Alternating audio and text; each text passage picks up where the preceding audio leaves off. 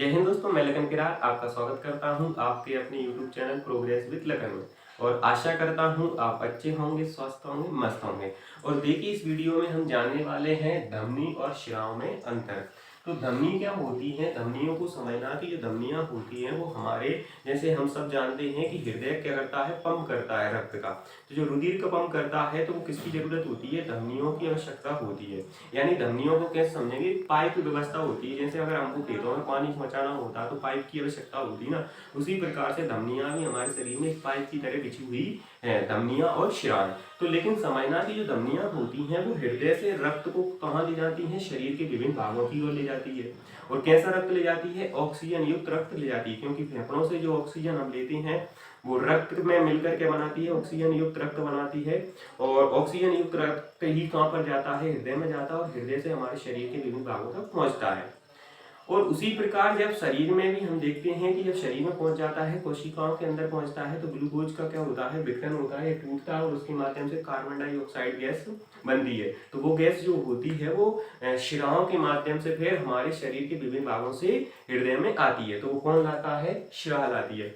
और धमनियों की भित्ति मोटी व लचीली होती है, क्योंकि धमनियों को जो रक्त प्रेशर से पहुंचाया जाता है तो उनके लिए कैसे होनी चाहिए, धमनियां मोटी होनी चाहिए। जबकि शिराओं की भित्ति कैसी होती है, पतली होती है।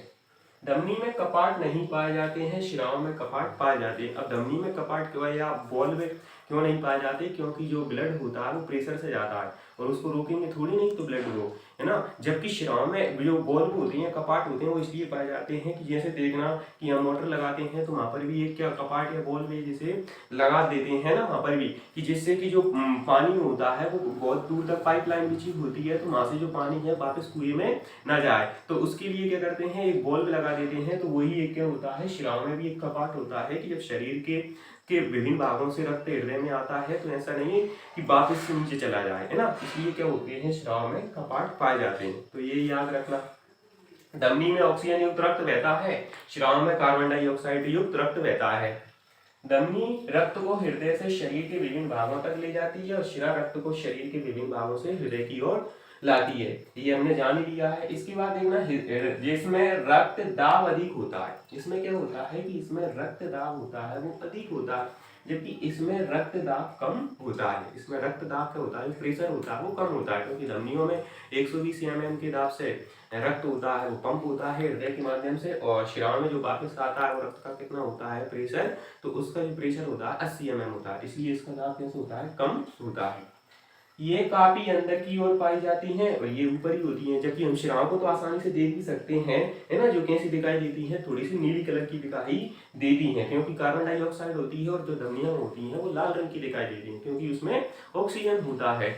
उसके बाद में एक पॉइंट और भी लिख सकते हैं कि ये सक्रिय होती है और ये चौड़ी होती है ना। याद रखना, है ना, याद रखना है कि ये कैसी होती है, कि ये सक्रिय होती है और ये चौड़ी होती है ना। सक्रिय क्यों होती है, कि ये सक्रिय इसलिए ही होती है कि जिससे कि एक अच्छे से दाब बन जाए, है ना। दाब बनने के लिए जितना देखा हुआ है, जितना कम पाइप होता है, जितनी छोटी नली होती है, उतना ही क्या बनता है, प्रेशर बनता है।